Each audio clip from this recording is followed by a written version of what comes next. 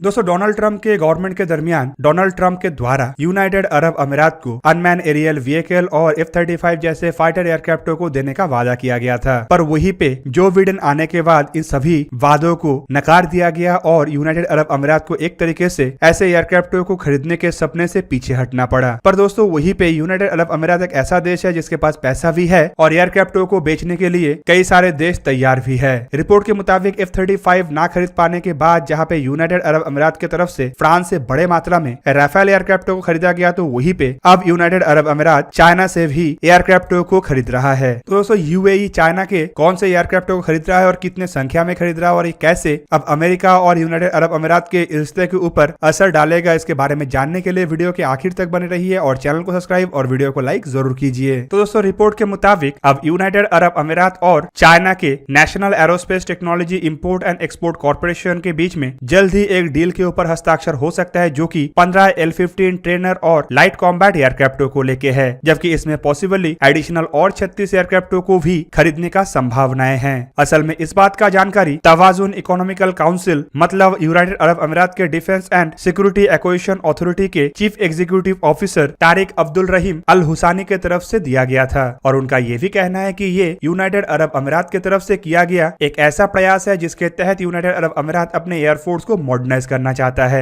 अल हुसानी ने अपने बयान में बताया कि यूनाइटेड अरब अमीरात और चाइना के बीच में जो बातचीत था वो अपना फाइनल स्टेज में पहुंच चुका है और जल्द ही कॉन्ट्रैक्ट के ऊपर हस्ताक्षर होगा, जो कि बेसिकली 12 L-15 एयरक्राफ्टों को लेके है। और दोस्तों ये खबर उस दरमियान आया जब यूनाइटेड अरब अमीरात के राजधानी अबू धाबी में 3 दिवसीय जॉइंट ट्रेड एक्सपो मतलब यूमैक्स और सिमटैक्स 2020 के आयोजन किया गया था, जो बेसिकली एक ऐसा एग्जीबिशन है जिसमें अनमैन सिस्टमों के ऊपर ही फोकस रखा जाता है, जैसे कि अनमैन एरियल व्हीकल, अन्य अनमैन व्हीकल, इसके simulation, training, artificial intelligence, robotic और मल्टी यूज सिस्टम, जो कि दोनों ही मतलब डिफेंस और सिविलियन सेक्टर में इस्तेमाल हो सके। जबकि यूमैक्स और सिमटेक्स एग्जीबिशन के जो ऑफिशियल स्पोक्सपर्सन हैं, उन्होंने अपने बयान में बताया कि जो L-15 एयरक्राफ्ट है ये असल में ट्रेनिंग और लाइट कॉम्बैट एयरक्राफ्ट है, जिसे दुनिया के इस दर्जे के एयरक्राफ्टों के एक लेटेस्ट तरीन और हाईटेक एयरक्राफ्टों में से एक के रूप में देखा जाता है। जबकि उनके तरफ से यह भी बताया गया है कि डील के जो एग्जैक्ट वैल्यू है, मतलब कितने एयरक्राफ्टों को कितने कीमत में खरीदा जा रहा है, इसके बारे में भविष्य में यूनाइटेड अरब अमीरात के डिफेंस काउंसिल की तरफ से ही जानकारी दिया जाएगा। दोस्तों इससे पहले दिसंबर 2021 के रिपोर्ट में खुलासा किया गया था कि कैसे अमेरिका के तरफ से यूनाइटेड अरब अमीरात के साथ होने वाले cutting edge F-35 stealth 5th generation fighter एयरक्राफ्टों के डील को कैंसिल किया गया। इवन यूनाइटेड अरब अमीरात और चाइना के बीच के रिश्ते को लेकर भी अमेरिका के तरफ से कंसर्न को शो किया गया। जबकि कुछ रिपोर्टों में यह भी दावा किया जाता है कि चाइना के साथ घनिष्ठता का देखते हुए ही यूनाइटेड अरब अमीरात के F-35 डील को रद्द किया गया। जबकि अन्य रिपोर्टों में यह भी दावा किया जाता है कि असल में इस तरीके के डील रद्द होने के पीछे बड़ा कारण है इजराइल। जबकि यूनाइटेड अरब अमीरात के एयरफोर्स को अगर देखा जाए तो फिलहाल इसे अपग्रेड करने का काफी अधिक आवश्यकता है और हाल ही के हुए हमलों के बाद ये आवश्यकता और तेज हो गया है। रिपोर्ट के मुताबिक यूनाइटेड अरब अमीरात के एयरफोर्स में F-16 और मिराज एयरक्राफ्ट है, जो बेसिकली यूनाइटेड स्टेट और फ्रांस की तरफ से निर्माण किया गया है और ये सभी एयरक्राफ्ट कई दशक पुराने एयरक्राफ्ट के रूप में देखा जाता है और इसके टेक्नोलॉजी को भी पुराने टेक्नोलॉजी के रूप में देखा जाता है और इसी टेक्नोलॉजी को बदलने के लिए या फिर कहे तो अपने कैपेबिलिटीज को मजबूत करने के लिए ही यूनाइटेड अरब अमीरात की तरफ से हाल ही में ही 80 राफेल एयरक्राफ्टों को फ्रांस से खरीदने को लेकर ऑर्डर प्लेस किया गया है। इवन दोस्तों इसके अलावा रिपोर्ट ये भी है कि साल 2017 में जब अमेरिका की तरफ से यूनाइटेड अरब अमीरात को unmanned combat aerial vehicle supply करने से मना किया गया, तब यूनाइटेड अरब अमीरात ने कुछ अन्य संख्या के चाइनीज चैंगडू एयरक्राफ्ट इंडस्ट्री के विंगलोंग 2 कॉम्बैट ड्रोनों को भी खरीदा था। और अगर L-15 एयरक्राफ्टों के डील को आगे बढ़ाया जाता है तो ये यूनाइटेड अरब अमीरात की तरफ से एक नया पॉलिसी शिफ्ट होगा, जहां पे अब तक यूनाइटेड अरब अमीरात के द्वारा वेस्टर्न हथियारों को ही खरीदा जा रहा था, तो वहीं पे ये चाइनीज हथियारों को लेके यूनाइटेड अरब अमीरात के अब तक के सबसे बड़ा डील होगा। दोस्तों L-15 एयरक्राफ्टों के अगर एक्सपोर्ट पोटेंशियल को देखा जाए तो पिछले साल के नवंबर महीने में इन एयरक्राफ्टों को यूनाइटेड अरब अमीरात के दुबई में आयोजित दुबई एयर शो में डेब्यू किया गया था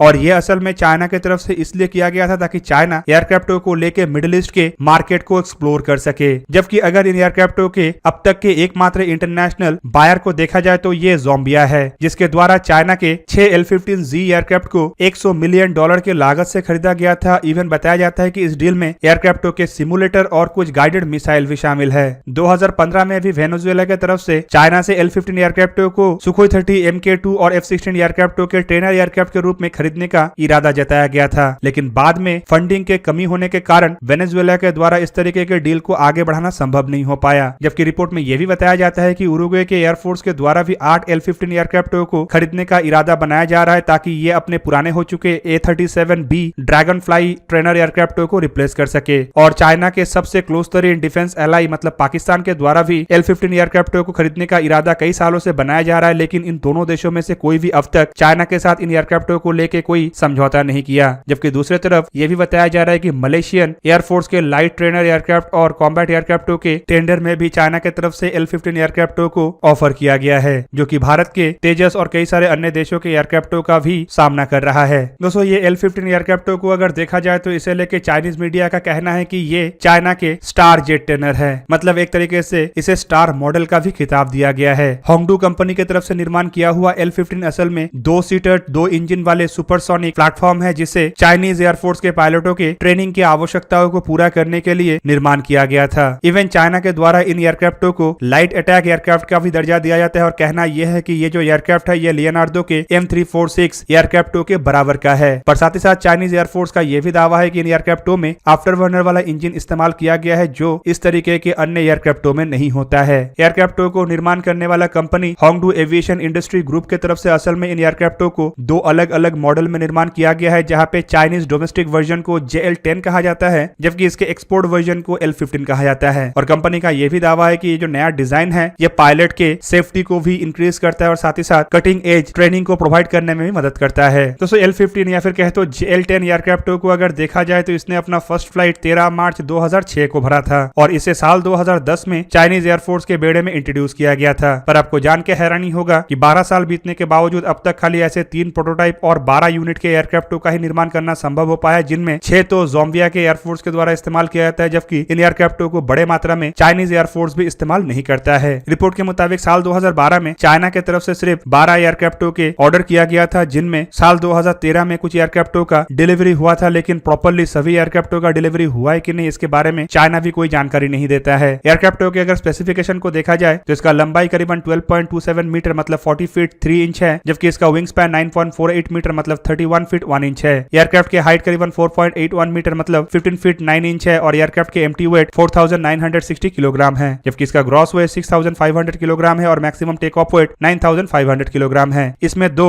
आइवचोंको प्रोग्रेस AI-222K25 इंजन का इस्तेमाल हुआ है, जो कि बेसिकली एक यूक्रेनियन कंपनी के तरफ से निर्माण किया हुआ इंजन है और इनमें से हर एक इंजन का ड्राई थ्रस्ट करीबन 24.7 किलोन्यूटन जबकि आफ्टर बर्निंग थ्रस्ट करीब 41.2 किलोन्यूटन है। और दोस्तों ऐसे हर एक इंजन करीबन 3000 फ्लाइट आवर तक झेल सकने का क्षमता रखता है। और अगर एयरक्राफ्ट के परफॉर्मेंस को देखा जाए तो चाइनीज मीडिया के रिपोर्ट के मुताबिक ये aircraft maximum 1715 kilometre per hour की रफ्तार मतलब करीबन माक 1.4 की रफ्तार से उड़ान भर सकता है, जबकि इसका रेंज 550 किलोमीटर के आसपास है। पर यह एयरक्राफ्ट लगातार 3100 किलोमीटर तक उड़ान भर सकता है और उसका सर्विस सीलिंग करीबन 16 किलोमीटर या फिर कहे तो 52,000 फीट है। और इसमें एविएशन के रूप में चाइना का दावा है कि passive electronical scan array radar को लगाया गया है और भविष्य में इसे अपग्रेड करके active electronical scan array radar को लगाया जा सकता है। पर इसके जो कॉम्बैट वेरिएंट है यह असल में किस तरीके के हथियारों को कैरी कर सकता है और इसमें सच में हथियारों को लगाया जा सकता है कि नहीं, इसके बारे में अब तक चाइना की तरफ से कोई भी जानकारी पब्लिक नहीं किया गया है। तो दोस्तों ये था आज का वीडियो। अगर आपको वीडियो अच्छा लगा तो लाइक कीजिए और मेरे चैनल को सब्सक्राइब कीजिए और साथ में बना हुआ बेल आइकन को भी प्रेस कर दीजिए ताकि आप मेरा वीडियो देख पाए सबसे पहले। जय हिंद।